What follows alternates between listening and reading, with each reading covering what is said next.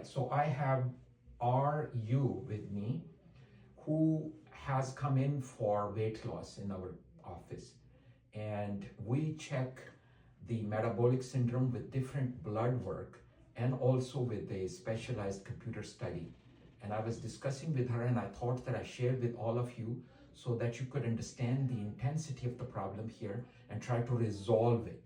Now, we order different type of blood work, which includes a metabolic syndrome workup. That includes, for example, factors of the inflammation. We checked SED rate, which indicates inflammation caused by the insulin resistance. The inflammatory cytokines that come out of the fat, especially the internal fat, which is called visceral fat, are the one that promote or provoke those inflammatory markers in the blood.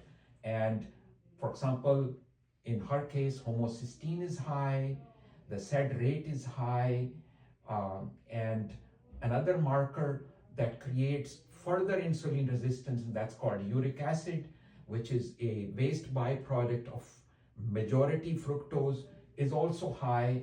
Her fasting insulin level is high. Anything above 10 is considered abnormal, and she is much higher than that of 10, and her insulin resistance score is high too. Also, her triglycerides are high.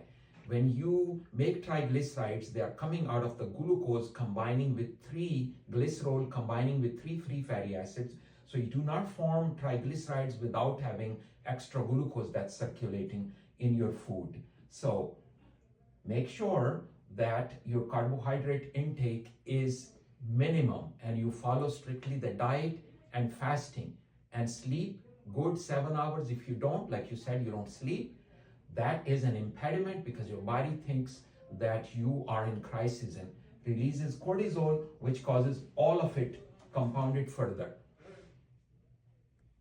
All right. So we were continuing with other markers that were high in her case. So her A1C was high, putting her at risk for pre-diabetes. But here we are talking early pre-diabetes as well, because those markers that I just spoke on the previous video were showing that evidence. And that's why we have written to different medical journals that we want to introduce this term, early pre-diabetes, because that's where the real problem starts, not at pre-diabetes. Because in my opinion, pre-diabetes is already diabetes in a lot of aspects. It's causing a lot of damage in the body. We also do ApoB test, apolipoprotein B, which is an indicator for heart disease. In her case, that is unfortunately also high. Now, the good thing about all that is that these all conditions are reversible. They are reversible if you start losing fat, and especially, like I said, we want to target this fat that is around the waist. That's why we do waist circumference, which is called BRI, to cut down on this visceral fat, which is the leading cause of the inflammatory cytokines in the body that causes swelling and all sorts of other trouble in the body. So we want to remove the fatty liver and we want to remove the fat from inside. That's our target. And that's what you're going to help us with: fasting 14 hours meticulously, laying off of the carbohydrates completely, trying to do more good fats and proteins, exercising weight-based, important, and sleeping 7 hours. If you're able to do that, you will see your body will, and we'll also have put her on GLP agonist drugs to help her mount a counterattack on this, and she will be successful, I know, God willing.